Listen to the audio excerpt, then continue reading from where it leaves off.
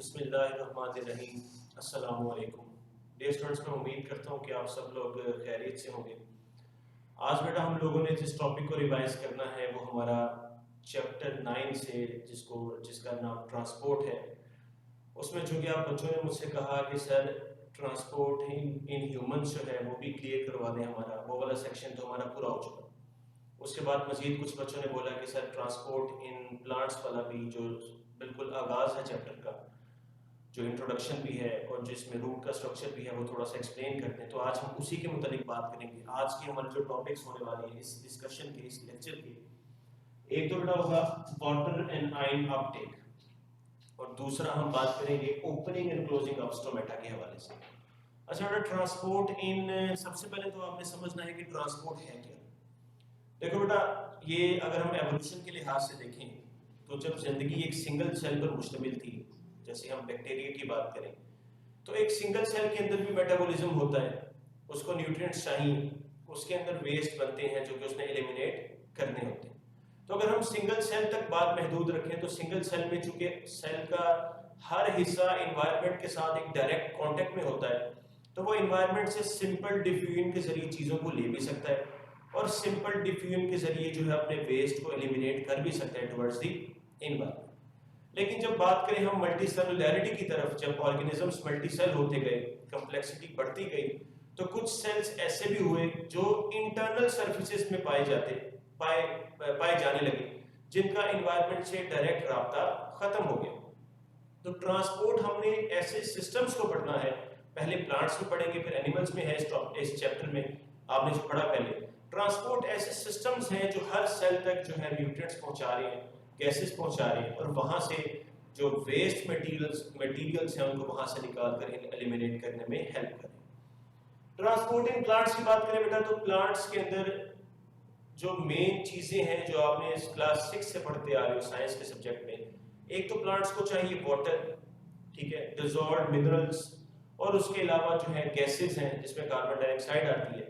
और बेटा, और जो प्लांट्स के अंदर बात करें तो ग्लूकोज जो बनती है फोटोसिंथेसिस के नतीजे में, ये वो चीजें जिन्होंने प्लांट्स के अंदर और बाहर से अंदर ट्रांसपोर्ट होना होता है। अब प्लांट्स के अंदर अल्लाह ताला ने खास उस तरह से कॉम्प्लेक्स मैकेनिज्म्स तो नहीं बनाए, लेकिन प्लांट्स में खास किस्म के वेस्कुलर बंडल्स होते हैं, वेस्कुलर टिश्यूज होते हैं जो ये काम सर अंजाम देते हैं।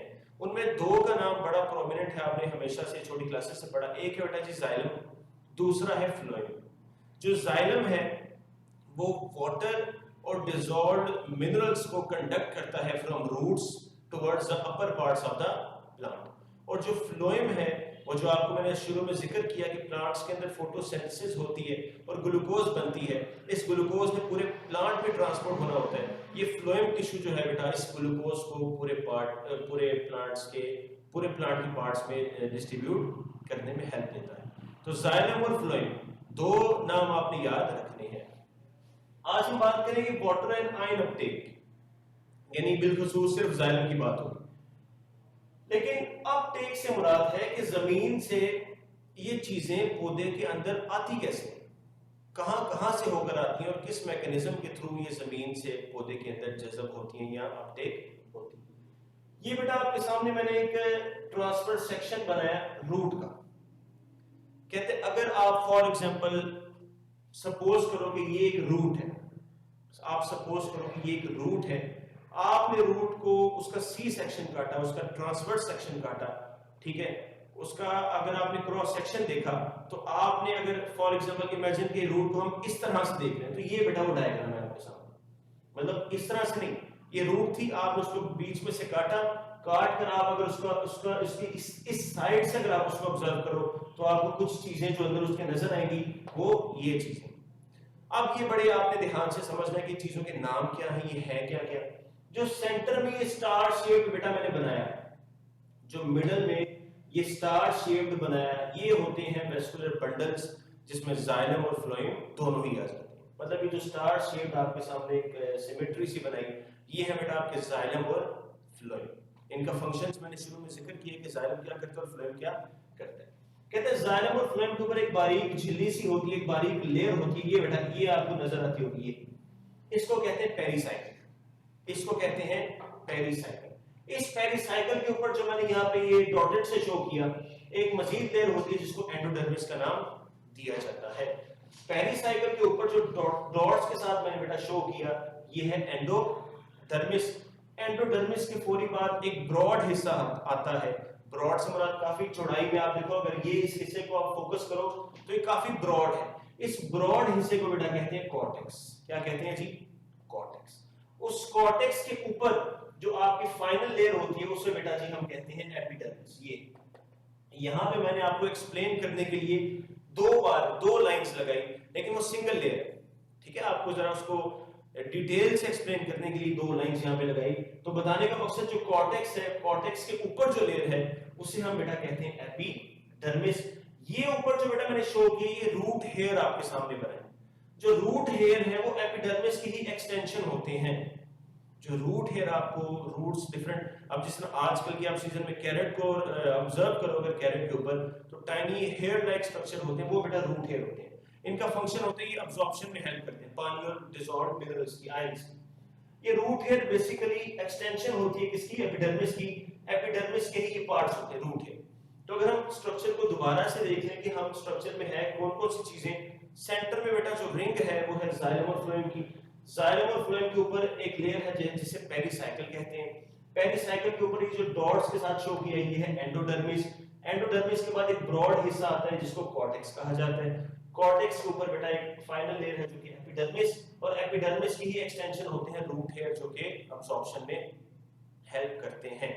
अब बात करते हैं कि वो प्रोसेस क्या है जिसके जरिए पानी और आयंस अंदर को मूव करते हैं। ये जो बेटा रूट हेयर होती है ना, यहाँ पे इनके अंदर एक्टिव ट्रांसपोर्ट की मदद से सॉल्ट्स को इकट्ठा कर लिया जाता है। जो रूट हेयर है आपके पास, आपके रूट्स में जो होते हैं, जो प्लांट्स के रूट्स में रूट हेयर होते हैं, इनमें सॉल्ट कंटेंट, आयंस कंटेंट, जो आयन कंटेंट होता है वो एक्टिव ट्रांसपोर्ट के जरिए से आधा कर लिया जाता है।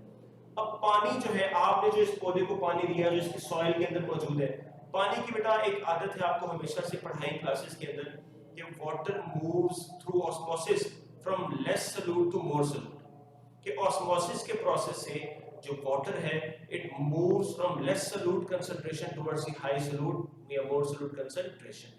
तो यहाँ पे चूंकि सॉल्यूट कंसंट्रेशन ज्यादा है एक्टिव ट्रांसपोर्ट से, तो बाहर मौजूद जो पानी होगा बेटा वो इसकी तरफ को मूव करेगा, और पानी कहाँ पे मूव करना, इसके कहाँ पे आना शुरू हो जाएगा? अंदर की तरफ। ये पानी बेटा जी मूव करता करता यहाँ सेंट्रल पार्ट तक, इस रिंग तक आएगा।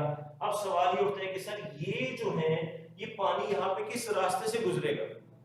बेटा आपको अगर याद हो चैप्टर 4 में, हाँ चैप्टर 4 में आपने सेल वॉल का एक टॉपिक पढ़ा था। उस सेल वॉल के टॉपिक में आपने पढ़ा कि सेल वॉल के बीच में खास पोर्स होते हैं जो एक सेल को दूसरे सेल से कनेक्शन का काम देते हैं। उन पोर्स को प्लाज्मोडेस्माटा कहते हैं। चैप्टर 4 का ही आपको बता रहा हूँ, प्लाज्मोडेस्माटा उन पोर्स का नाम है जो सेल वॉल्स के बीच होते हैं। ये पानी इन प्लाज्मोडेस्माटा से होता हुआ सेंट्रल रिंग तक कहां तक पहुंचेगा? जाइलम। और चूंकि रूट हम इस तरह से पढ़े, ये जाइलम उसको फिर ऊपर की तरफ ट्रांसपोर्ट, पानी और डिसॉल्व्ड आयंस को ऊपर की तरफ एरियल पार्ट्स की तरफ ट्रांसपोर्ट कर देगा। ये है बेटा आपका वाटर एंड आयन अपटेक कि किस तरह से होता है। स्ट्रक्चर आपके सामने है, मैकेनिज्म आपको बताया कि सबसे पहले एक्टिव ट्रांसपोर्ट से सॉल्यूट कंसंट्रेशन यहां पे बढ़ा दी जाती है। पानी जो है ऑस्मोसिस के जरिए लेस सॉल्यूट से मोर सॉल्यूट की तरफ मूव करते हैं, और वो मूव करता करता कहां तक पहुंचा दिया जाता है? जाइलम तक। और जाइलम से फिर पानी ऊपर एरियल पार्ट्स की तरफ मूव करना शुरू हो जाते हैं। दूसरा टॉपिक जो बेटा हमारा आज का है रिविजन का, वो है opening and closing of stomata. Stomata क्या है बेटा? समझने पहले आपकी बात, प्लांट्स के अंदर स्टेम वाले पार्ट में भी, लेकिन मेजॉरिटी जो है लीफ के अंदर, जो लीफ है, पत्ते जो होते हैं उनके अंदर टाइनी माइक्रोस्कोपिक पोर्स होते हैं, सुराख होते हैं माइक्रोस्कोपिक, जिनको स्टोमेटा कहते हैं। स्टोमेटा या स्टोमा दोनों वर्ड ठीक है। जो स्टोमेटा है, इन पोर्स का, इन माइक्रोस्कोपिक जो सुराख है, इनका फायदा क्या है? For gaseous exchange and for water exchange also. Gaseous exchange से मुराद के प्लांट्स ने करनी है फोटोसिंथेसिस।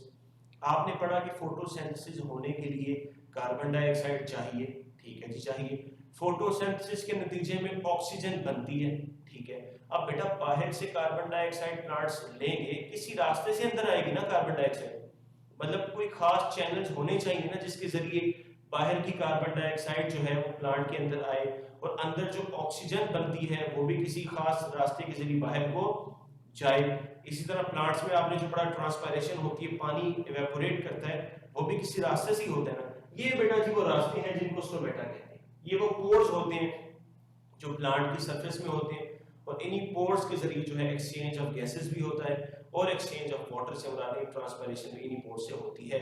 आज का हमारा जो टॉपिक है वो हमने देखना है कि ओपन क्लोज कैसे होते हैं। नॉर्मली देखा गया कि दिन के वक्त स्टोमेटा अक्सर प्लांट्स के ज्यादातर स्टोमेटा ओपन होते हैं। दिन के वक्त अक्सर प्लांट्स के ज्यादातर स्टोमेटा ओपन होते हैं, लेकिन रात के वक्त अक्सर प्लांट्स के जो थोड़े बहुत स्टोमेटा है वो बंद होते हैं। अब ये डे लाइट में क्यों ओपन होती हैं, कौन से फैक्टर्स हैं, इसमें बेटा आपने समझने वाला। सबसे पहले तो आप समझो गार्ड सेल्स क्या है। स्टोमेटा आपको पता है वो ओपनिंग्स है, वो रास्ते हैं।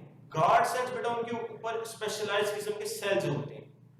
जैसे आप दरवाजा है, हमारे घरों में दरवाजा या हमारे जो क्लासेस में दरवाजा होता है, दरवाजा अगर आप खोल दो तो जो गुजरने की जगह है, दरवाजा खोल के जो गुजरने की जगह जो गुजर गया है आपकी, वो हो गया स्टोमेटा, ठीक है। और जो ऊपर दरवाजे हैं ये हो गया गार्ड सेल। इसी तरह जो ये स्टोमेटा है इनके ऊपर भी स्पेशलाइज्ड किस्म के सेल्स होते हैं जिनको गार्ड सेल्स कहते हैं, ठीक है। अब होता क्या है, सबसे पहले दिन के वक्त जब सूरज की रोशनी जो है पीक पे होती है, जब यानी आगाज होता है उसका, तो बेटा सबसे पहले एक आयन होता है पोटेशियम आयन, जो इर्द गिर्द मौजूद एपिडर्मल सेल्स में से कहां मूव करता है, गार्ड सेल्स की तरफ, ठीक है। अब ये आपके सामने जो दो डायग्राम्स बने, इसमें एक में स्टोमेटा क्लोज्ड है, एक में ओपन है। मैकेनिज्म समझाता हूं कैसे। दिन के वक्त जो पोटेशियम आयंस होते हैं सूरज की रोशनी की वजह से, वो एपिडर्मल सेल से मतलब इर्द गिर्द मौजूद सेल्स में से कहां पर इकट्ठा होना शुरू हो जाते हैं, गार्ड सेल्स के अंदर, which will ultimately give rise to the solute concentration of guard cell। जब स्टोमेटा गार्ड सेल्स में पोटेशियम आयंस बढ़ जाएंगे तो उसकी सल्यूट कंसंट्रेशन बढ़ जाएगी। अब पानी आपको हमेशा बताया ऑस्मोसिस क्या है, ऑस्मोसिस में क्या होगा, पानी जो इर्द गिर्द मौजूद होगा वो जो है लेस सल्यूट से हाई सल्यूट की तरफ ऑस्मोसिस के जरिए मूव करने की कोशिश करेगा और वो गार्ड सेल्स में भर जाएगा। इसी के साथ साथ जब फोटोसिंथेसिस का अमल भी हो रहा है साथ, फोटोसिंथेसिस में बेटा बनती है ग्लूकोज, फोटोसिंथेसिस में बनती है ग्लूकोज, ये भी हमारे पास क्या है, एक सल्यूट कंसंट्रेशन है। तो ये भी अल्टीमेटली गार्ड सेल्स के अंदर उसकी सल्यूट कंसंट्रेशन को बढ़ाएगा, जिस वजह से more and more water will move towards the guard cells and fill the guard cells. जब गार्ड सेल्स पानी से भर जाएंगे दे विल इन्फ्लेट, वो फूल जाएंगे, ठीक है। जब गार्ड सेल्स फूल जाएंगे, अब गार्ड सेल्स की स्ट्रक्चर अल्लाह ताला ने कैसा बनाया कि बेटा गार्ड सेल्स की जो बाहर वाली वॉल्स होती हैं ना वो बारीक होती हैं और जो अंदर वाली कनकेव साइड्स होती हैं, कनकेव वॉल्स होती हैं, वो मोटी होती हैं। सर गार्ड सेल्स की अंदर वाली वॉल्स मोटी होती है, बाहर वाली बारीक। जब इसमें पानी भरेगा तो गार्ड सेल्स फूल जाएंगे, इन्फ्लेट कर जाएंगे, जिस वजह से बीच में ओपनिंग है वो ओपन हो जाएगी। अब जब शाम होगी, रात होगी, रात को क्या होगा, सबसे पहले तो पोटेशियम आयंस वापस मूव करेगा towards epidermal cells, solute concentration गिरेगी, घटेगी। इसी तरह फोटोसिंथेसिस भी साथ साथ नहीं हो रही, क्योंकि फोटोसिंथेसिस का ताल्लुक ही लाइट के साथ है। फोटोसिंथेसिस भी रात के वक्त नहीं होगी, which will ultimately decline the solute concentration in the guard cells।